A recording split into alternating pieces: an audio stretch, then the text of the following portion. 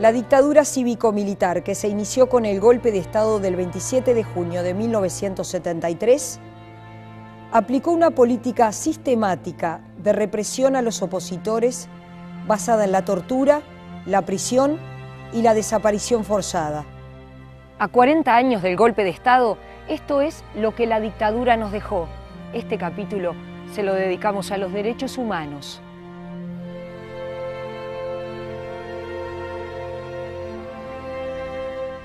¿La dictadura significó una fractura para la sociedad uruguaya? Los griegos llamaban oikeion a ese orgullo por lo propio, por lo que nos define, por algo que se vive con un sentimiento de exaltación. Eso estalla en pedazos con un evento como el del golpe de Estado, en el vivir en estado de amenaza permanente, cotidianamente, temor a la prisión arbitraria, temor a la tortura, o una tortura que fue de una crueldad de alta sofisticación. Y la tortura no toma solo como blanco a las víctimas. La tortura es un estado genérico que afecta a toda la comunidad a la que está dirigida. Según la investigación histórica de la Universidad de la República, entre 1973 y 1985 desaparecieron 177 uruguayos. Hubo 116 asesinatos políticos y más de 6.000 presos políticos. En materia de derechos humanos, ¿quedaron deudas pendientes? Y esto forma parte del pleito a propósito del relato de lo que ocurrió. Los militares y muchos civiles, algunos que apoyaron la dictadura, otros que no, bueno, han planteado que lo que hubo fueron, desviaciones, fueron excesos que no involucraron ni al Estado ni a la institución Fuerzas Armadas. Es un grave error, no es cierto. Lo que hubo en el Uruguay, como hubo en las otras dictaduras de la seguridad nacional, fue la práctica sistemática e institucionalizada del terrorismo de Estado. Que yo no creo que sea el único terrorismo, pero que sin duda es el peor de todos, porque lo perpetran los agentes del Estado. ¿La dictadura se ensañó en particular con las mujeres? En todos los casos fue atroz, un ensañamiento tal vez particular con la mujer por su condición de mujer. Yo diría también por algo que tiene que ver con la ideología. La mujer se queda en la casa y cuida a los niños, no se mete en política. Ese era un punto que los militares se lo tomaban. ¿Qué está haciendo una mujer que tiene hijos? Una mujer no puede estar en esto. Entonces, además del castigo por ser mujer y salir de su función tradicional, de quedarse en casa y cuidar a los hijos, también, el ensañamiento fue a nivel de la tortura sexual. Fue terrible eso. La dictadura eliminó un parlamento elegido tan solo 18 meses atrás. Clausuró toda la prensa opositora. Disolvió los sindicatos y apresó sus principales dirigentes. Intervino la universidad. Destituyó profesores. Encarceló a sus máximas autoridades. Prohibió toda actividad política y puso fuera de la ley a los partidos de izquierda. Y detuvo, torturó, vejó a miles y miles de ciudadanos, obreros, estudiantes, profesionales, intelectuales, de todas las clases, edades y condiciones, y mató en la calle y en las cárceles. El terrorismo de Estado no es un desborde de las fuerzas represivas, no, es la búsqueda de generar terror en una sociedad con objetivos muy concretos. Que en esa sociedad, por el terror impuesto, desaparezca la protesta social, desaparezca, la búsqueda de redes que discutan el futuro, la búsqueda de proyectos alternativos al poder.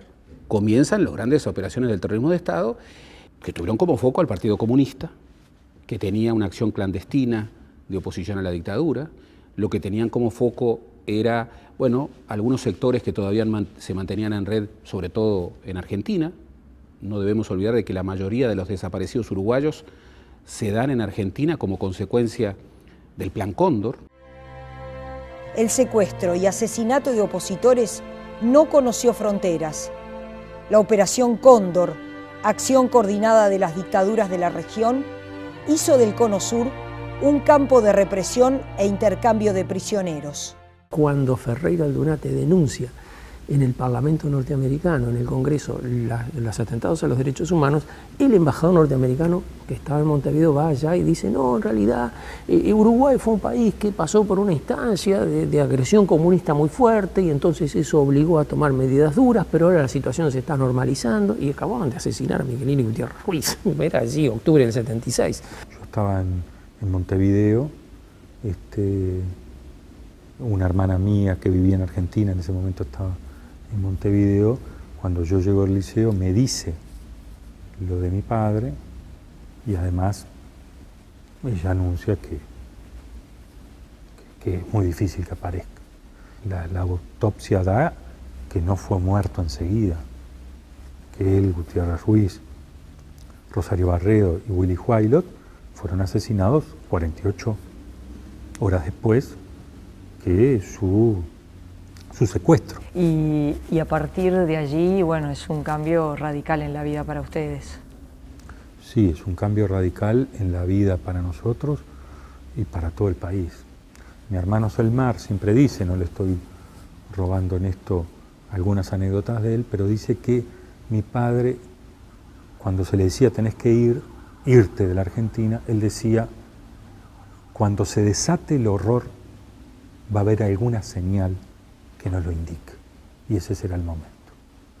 Lo que nunca pensó que la señal del horror era su propio asesinato, y el de Gutiérrez Ruiz, por supuesto. Y yo creo que la dictadura evaluó lo mismo que puede haber evaluado mi padre, que mi padre preso en Uruguay, con la dimensión política que había tomado, era muy difícil que la dictadura soportara eso, y entonces tomaron la decisión de asesinar. La dictadura tuvo un momento pico en esa práctica sistemática del terrorismo de Estado, años 75, años 76. Allí tenemos los peores momentos del terrorismo de Estado, los peores momentos del Plan Cóndor, el mayor número de las desapariciones, la práctica indiscriminada de la tortura, los grandes operativos de prisión. No eran cárceles humanizantes, eran cárceles destinadas a destruir la resistencia, a quebrar la constelación subjetiva. En algunos casos lo lograron. Y la tortura de esa magnitud y de ese carácter se difunde como una enfermedad contagiosa. Es por eso que yo digo que no hay sociedad fracturada entre afectados e indemnes, porque no hay indemnes. Porque vivir estado de amenaza, tomemos conciencia de ello o no, nos ha afectado a todos de muy distinta manera, en muy distinto grado. ¿Fuiste a visitar a tu padre al penal de Libertad? Lo fuimos a ver en todo el país, lo fuimos a ver a cuarteles de Flores, lo fuimos a ver a la policía, y después la Cana Grande, que él está un año desaparecido, que es el año que lo están torturando, y después nos dejan visitarlo por primera vez en el cuartel de La Paloma, de artillería, en el Cerro, que es una visita que yo no voy a olvidar más. Y hicieron formar todo el cuartel para que pasaran por adelante una mujer con 2 niños chiquitos de la mano. Y le dieron la orden a los soldados de que golpearan el piso con las botas mientras nosotros pasábamos por adelante. Y me acuerdo que mi mamá nos dijo: no tengan miedo, denme la mano y no tengan miedo. Y nosotros fuimos de la mano de mamá y tratamos de no tener miedo. Y llegamos a la visita y papá era irreconocible. Lo tuvieron que traer en brazos para que llegara porque no podía caminar. Le faltaban las uñas de las manos, sudaba cuando hablaba del esfuerzo que tenía que hacer para hablar porque pesaba 40 y pocos kilos, estaba destrozado. Y era una mesa más grande que esta, con soldados de guardia alrededor. No nos dejaban tocarlo. Y mi hermano, que era más chico que yo tenía 9 y Daniel tenía 3 menos, así que tenía 6, cuando vio a mi padre así, tuvo la reacción que tiene cualquier niño, supongo, y le fue a querer dar un caramelo. y le sacaron el caramelo de la mano y se lo pisaron en el piso porque no se le podía entregar sustancias extrañas a un subversivo. ¿Escuchaste historias de maternidad en cautiverio? Sí, sí, sí. Estas mujeres que estuvieron en prisión y estuvieron con sus hijos, algunas tuvieron a sus hijos en prisión, durante la prisión, el parto, estaban embarazadas cuando vieron. Y creo que hay algo muy, muy intenso justamente en que sea la maternidad de las mujeres, en el sentido de yo diría, la fuerza vital que trae consigo la maternidad y la defensa del bebé, porque el parto lo hacían en condiciones terribles, habiendo sido golpeadas antes. Y, digamos, todas tuvieron a su hijo, sin embargo, ¿no? En medio de ese horror, encadenadas, golpeadas. Hay testimonios terribles de las mujeres que la sala de partos estaba en el 3er piso y no podían usar el ascensor. Digamos, en trabajo de parto avanzado tenían que subir las escaleras, 3 pisos o 4.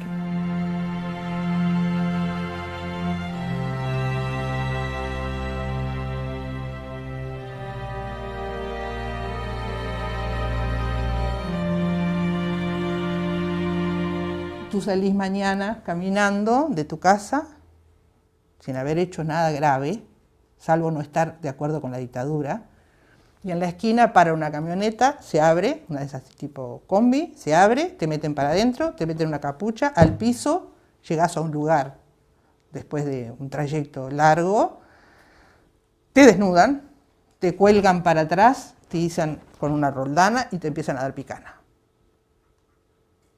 Sin decirte nada. Y a partir de ahí te bajan y, bueno, dale, habla. Siempre capuchada, meses, con esa situación todos los días. Todos los días, todos los días, todos los días, todos los días, todos los días. ¿Cómo fue llegar a contar que la tortura era también abuso sexual, era también violencia sexual, que son temas muy complicados de poder hablar, de poder explicitar? Empezamos de a poquito y algunas compañeras empezaron a poder escribir algo. Y había una compañera que empezaba a hablar en la reunión y decía, porque yo tengo que decir, tengo que poder decir, y no puedo. Y se quebraba y empezaba a llorar. Entonces, las que estábamos un poquitito más fuertes, por decirlo de alguna manera, dijimos, bueno, pero hay que tratar de ayudarla a esta compañera y a otras que no pueden y todo lo demás. Y buscábamos que empezara a poder conversar.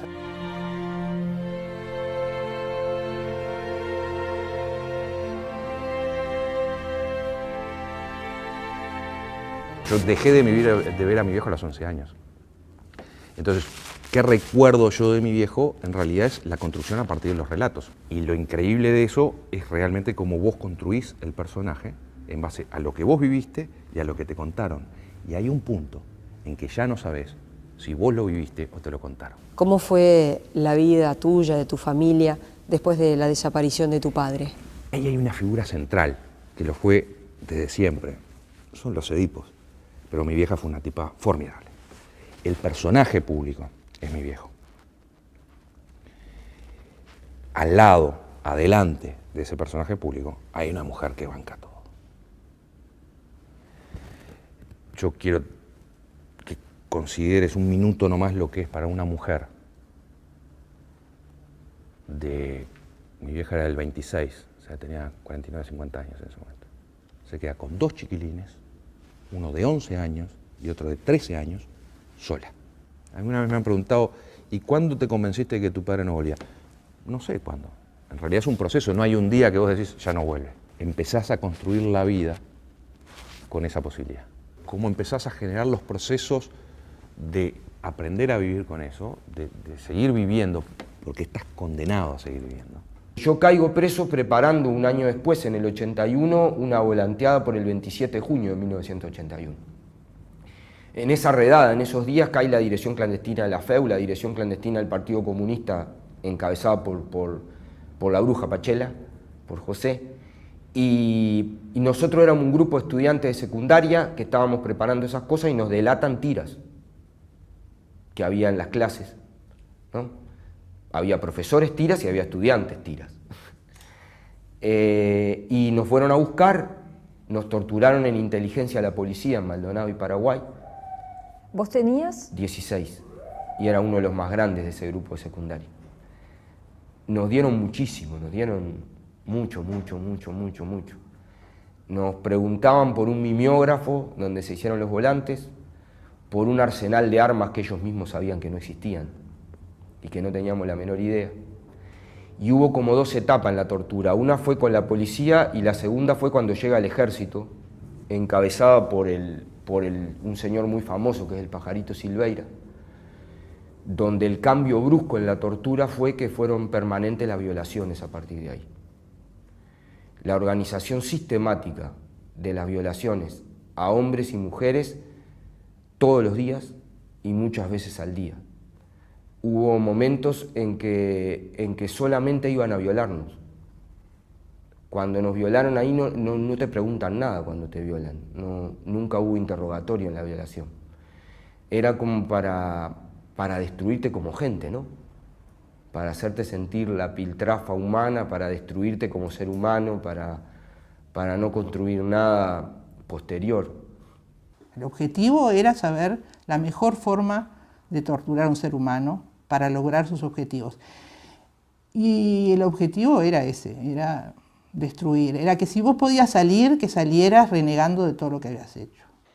Y claro, pero es como un tipo de tortura especial, no es cualquier tortura, un abuso, una violación. En eso participaba mucho personal, participaban las jerarquías militares. Eso dependía de los lugares donde estuvieras. O sea, lo que era siempre era, por supuesto, la capucha, la desnudez forzada. Siempre te torturaban desnuda y ahí en la tortura había todo tipo de cosas, violaciones con la picana, por ejemplo. Bueno, lo que ya está hablado con animales, con distintas cosas. Pero después, esa persona que quedaba muy destruida, muy desvalida, muy lastimada, quedaba en una pieza sola, bajo el cuidado entre comillas, de todo tipo de seres que no sabías quiénes eran. Entraban y salían. ¿Había autoridades militares que se apropiaban de las mujeres que estaban presas? Sí, eso pasó. Elegían también. A veces te hacían luchar frente a toda la tropa, con la capucha puesta, por supuesto, pero sentías las voces de todos los que estaban alrededor. Y por supuesto nos degradaban, mugrientas, pichis, porque si te hubieras quedado en la cocina, te hubieras ocupado de tu casa, no estarías acá. Uno de los primeros problemas que tenemos con la desaparición, con un tipo que no está ni vivo ni muerto, ni preso ni libre, es cómo te movés. ¿Qué permiso de menor? Anda a tramitar un permiso de menor. ¿Cómo fue para vos la aparición de los restos de tu padre? El cuerpo aparece en el batallón 13, aparece un cuerpo entero, un esqueleto entero, el 1 de diciembre de 2005. Fui a sacarme sangre con Soledad Civils. La sangre va para no sé dónde, para no sé qué. Días después, ya en marzo, unos días después en marzo, me llaman por teléfono a casa, es tu viejo. Y ahí tenés 2 cosas. El shock, sin duda. Es tu viejo. Es como brutal. Ahí se te viene años encima. Años. Se te viene tu vieja. Se viene mi hermano muerto hace un rato, que no lo llevo a ver. Te pasa la aplanadora por arriba. Yo tenía, ¿cuánto apareció mi viejo? 42 años. Luisa ya tenía 80 y largo y no sabíamos nada de Nevio. ¿Qué podés contarnos sobre tu hijo, Luisa, sobre Nevio? ¿Cómo es el recuerdo de mi hijo? Me dio tanto trabajo, vos no lo sabés, porque él quería lo que quería. Lo que quería era tener sus amigos, y sus amigos eran los pobres que tenían su casucha al lado del río Negro. y él andaba atrás de ellos acomodándolos, y cuando yo quería acordar, él se venía con 2 o 3 y decía, mamá, es que no había comido, tenías que comer conmigo, ¿cómo lo iba a dejar sin comer? Y esas eran las historias de él todas. Lo que recuperas es un objeto, no un sujeto.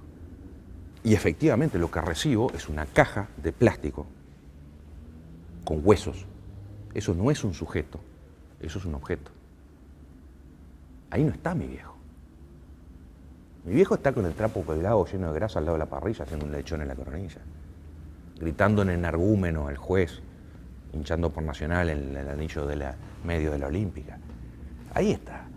Mi viejo está en el relato de sus compañeros de facultad y del partido. No solamente vos contás con lo que tenés, porque lo que tenés es cortito y prontito se te termina, porque la vida se va acumulando hasta que se termina. Y yo estoy ahí en esa, tranquilamente. Mi vida se termina, eso lo sé. En la urna de los huesos hay una media. Ahí sí está mi viejo. Yo nunca vi los huesos de mi viejo cuando mi viejo estuvo vivo, pero la media sí, y me la puse. Me la puse cuando era niño. Y andaba en los zapatos de mi viejo como cualquier niño anda en los zapatos de su viejo. Nunca le viste los huesos a tu viejo. Le viste los ojos, lo viste actuar, le viste la voz. Tenés los mimos, tenés los cocorrones. No tenés los huesos. El operativo Copamiento de la ciudad de Pando, llevado a cabo por los terroristas, fue desbaratado por la acción coordinada de las fuerzas de la ley. Sucedió un 8 de octubre de 1969. Quien elige no recordar su pasado está condenado a repetirlo. ¿Dónde naciste y cuáles fueron las circunstancias de tu nacimiento? Nací en Suecia, en Estocolmo. Mis padres, acá en Uruguay, en Montevideo, militaban en la Juventud Comunista. Y bueno, cuando se da el golpe en el 73, ellos siguen militando, de todas maneras, clandestinamente después, hasta que, bueno, llega el momento de tener que irse de Uruguay, porque no había más remedio, porque estaban requeridos. Y bueno, mi padre se fue para Brasil, primero con algunos de los hermanos y el padre, y mi madre se fue para... Mi madre en realidad cayó presa, entonces estuvo casi 3 años presa acá, y después de que le dieron la libertad en el 79, se fue para Suecia, donde ya estaba mi padre, que ya había llegado como 2 años antes, y bueno, mi madre llegó en el 79 y en julio del 79 se casaron y en julio del 80 nací yo allá en Estocolmo. ¿Cómo fue el regreso a Uruguay? ¿Cómo fue la inserción en el país?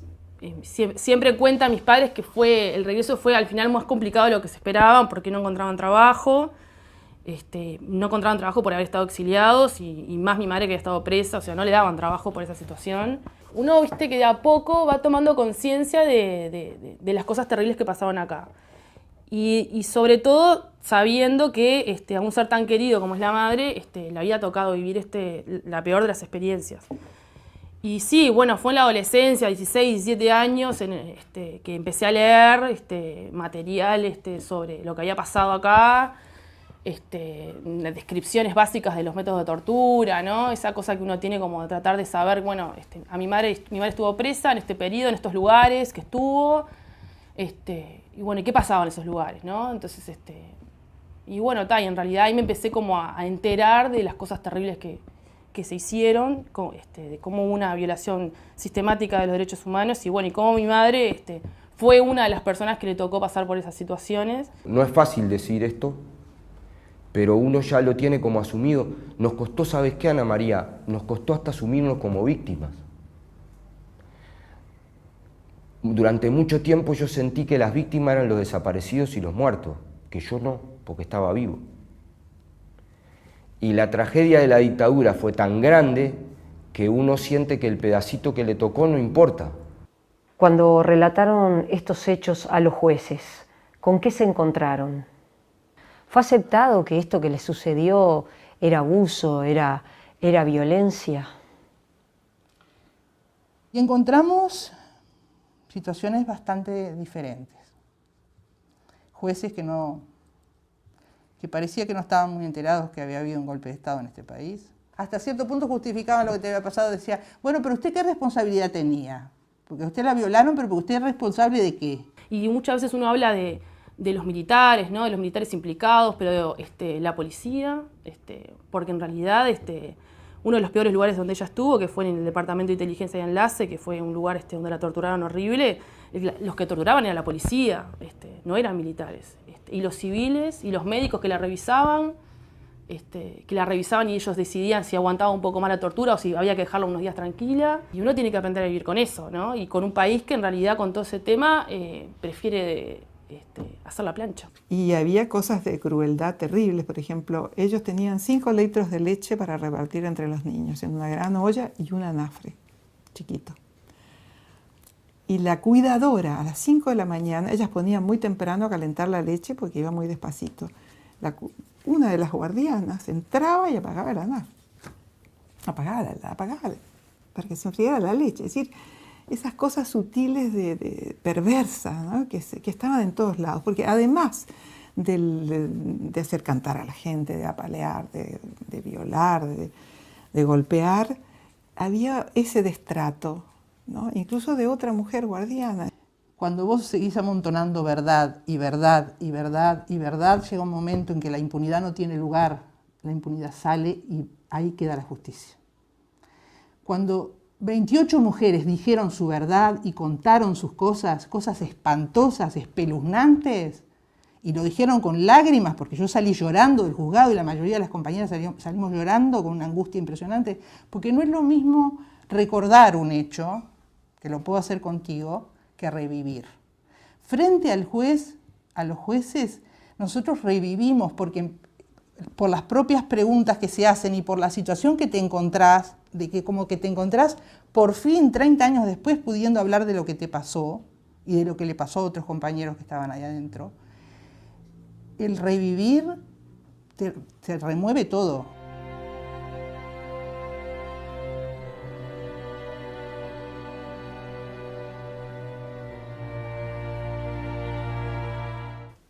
¿Cuál fue la herencia que la dictadura nos dejó?